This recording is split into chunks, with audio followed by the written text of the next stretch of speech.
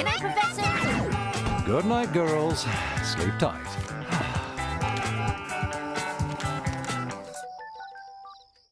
There's also William Shepard, the master of Road Rovers, the geneticist who's behind the Transdogmifier and the Road Rovers themselves, and the one selected each and every one of them. Had Shepard not been around, Parvo would have successfully taken over the world with Kano mutants as his soldiers. And before you ask, Kano mutants are basically, twisted werewolf-like versions of the Road Rovers. Now we have our villains. General Parvo, the main antagonist who wants to destroy Shepard and conquer the world, has a permanent cost. It was revealed at some point in the series he was one time a cat for some odd reason, but was transformed to a feline sapien, or what was it, Phalosapien? I forget the actual name, but whatever. He also shares a similar appearance to wrestler Hulk Hogan. I wonder why. The name Parvo itself is surprisingly derived from a disease which can often kill puppies. And then we have the Groomer, his second in command, and his loyal assistant. Usually armed with a portable hair clipper, but also uses other equipment. And then we have the Kano mutants. Dogs turned to humanoid and werewolf-like monsters led by Parvo. As for the show itself, this show was actually on the second highest rated show in Kids WB at the time, right behind Superman the Animated Series.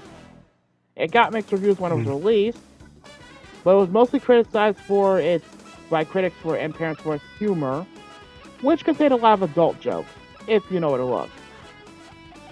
As of this year, this show retains a 7 out of 10 on a few places. Again, unknown reasons, this show was canceled after only one season. Nothing said about a renewal, nothing. Just poof, canceled. So what do you guys think of the series overall? I don't know. It's an interesting series, I'll admit. Crossy? Yeah, but I like it, but it's kind of obvious when it shows character development and how it shows the flashback to the origins and all that stuff. To be fair, because it was the 90s, you kind of expect as much. Personally, I liked it. Like, the concept was great. The potential was really good. It's just a shame it didn't, actually go past season 1. I would have actually liked to see more to get a better scope of it, to be honest. The characters were actually pretty well developed in my book. They explained all the backstories as well as they could. I think the only place where it kind of falls flat was the comedy. What do you two think? Honestly, I can somewhat agree with you on the comedy, though I feel from when I watched it, the comedy or the jokes in there were a hit and miss scenario. I guess they never miss, huh? Why do you do this? You see the spray bottle? No! Yeah. Anywho, it's like there's nothing wrong with the jokes. It's just that some of the jokes made me laugh a bit, and some of them were just like, eh. I hear ya. But the animation-wise, the show itself, it seemed pretty entertaining. I wouldn't mind watching it. Fair enough. What about you, Crossy? Like I said before, like, it was pretty obvious. Like, it was getting pretty obvious, like, towards the end, where it showed, like, development and that stuff. Yeah. The pacing was actually not too bad. Personally, like, I actually liked the pacing a bit.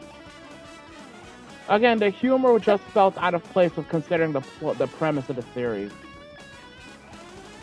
I mean, the pacing was good, but to me, it kind of felt like a run-of-the-mill, villain of the week kind of show. To be fair, most of the time it was Parvo, to be fair. I mean, then again, he was the main villain, so that was kind of expected.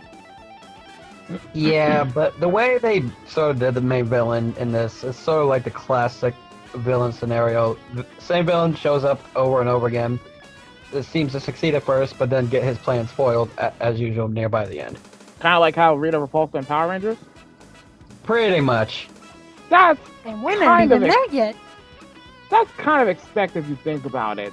I mean, it was the 90s. You kind of saw that everywhere. Mhm. And if I remember correctly, these were by the same animation team members that did Freakazoid. So it stands to reason you're going to have similar elements here and there. That and, okay, who would be your favorite characters? Honestly, I'd have to say Exile and maybe Muzzle. Why? Because he's a spirit animal? You are never letting that go, are you? No. Gray Bottle. God damn it. Alright. But yeah, Exile, honestly, I could say this much. He's at least very blunt. He has his own tendencies, but he's usually a likable and but blunt person at times. Well, dog person, whatever you want to call him.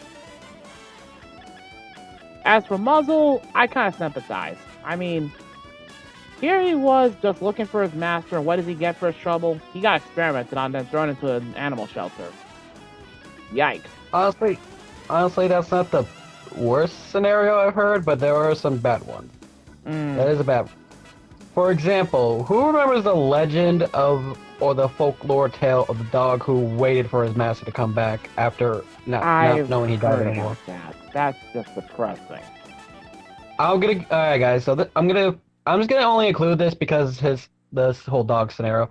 So basically, I don't know the full story, but all I know is like this dog who was waiting for his master to come back didn't come back because I believe he died in a Japanese war, or so to say. And that dog would sit there and wait night and day waiting for him. He didn't move, he didn't eat, he didn't do anything. He just basically stood there waiting to come back. Crossy could probably put up some information or the picture of the dog I'm talking about, because they did make a statue of that person and that dog in the honor. Because no matter how many times somebody tried to help the dog, he just wouldn't move. Till, well, one day he passed away on that same spot waiting for him. That's, like I said, if anything, Muzzle's backstory reminds me of that in a way, but more fucked up kind of. Yeah, you're not wrong. Okay, what are you two's favorite characters from Road Rovers? I mean, I know you said the series was for you two, but the only reason I remembered it and brought it up in the first place because I barely remembered anything from it at all. Honestly, I don't even know who brought it up, to be honest with you. I don't either. I'm not saying it was because it was a bad series. It was just like because I probably have to get more into it and stuff. Or yeah, again, they needed more episodes to really pull us in, in my opinion. Yeah, I mean, season 1 was starting fine. I just wish there was more episodes to work with. So don't be surprised if this thing is a 1 or 2-parter, if anything, guys. Crossy, what do you think? I gotta agree. Like, I wish it was like enough episodes. You know, like take a stand, because 13 episodes, even though like TV normal, because it's for people to like grab the attention to see if they like it. But to me, it could have been more like 26 episodes. Yeah, I feel like they should have put a second season. Yeah, like, it's a show that had potential, but never really gotten the chance A lot to of get it. Again, I have to restate this one more time. Like, this was the second highest rated show in the Warner Brothers animation blocks, and yet it never got a second season. It got canceled after only a year. Not even a full year at that.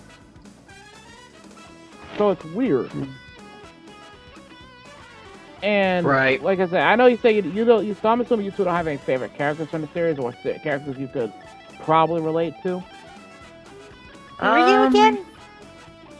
I am going to end you. You little smartass. I love these two. I'm not sure if I have a favorite characters or what we relate to, but I don't know. I did like that butt biter dog. He made me laugh a Blitz? bit when he screams. Yeah, Blitz. Only reason I want to say Blitz is a favorite character. I just liked it because all of his screams would remind me of Rose Goku Black's screams.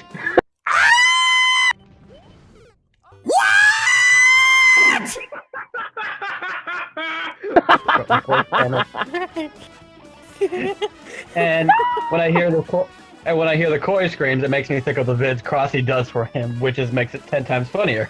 Like the time she did the Mario Maker vids where basically you were Bardock and you decided to completely roast the shit out of him. You made it too easy for me. I had to. And that was the introduction of the friend circle. Well, of how I got into the friend circle. Mm-hmm. I don't remember how the fuck I got dragged into it, but whatever. But yeah. Honestly, I don't know. It's hard to say what character I relate to because I don't know. I guess I just don't know the characters that much. Like, as I might know them. Fair enough. I mean, it was hard for me to pick the characters I even liked, to be honest. Because again, the show is kind of over the place in a way, but Yeah. Not like Lunatic Season 2 all over the place, just a bit.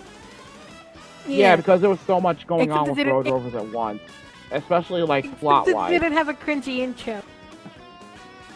Well, Thank God for that. no, Road Rovers had a more lighthearted, cheery intro, but not like too cheery. Mm-hmm. It was just something that fit.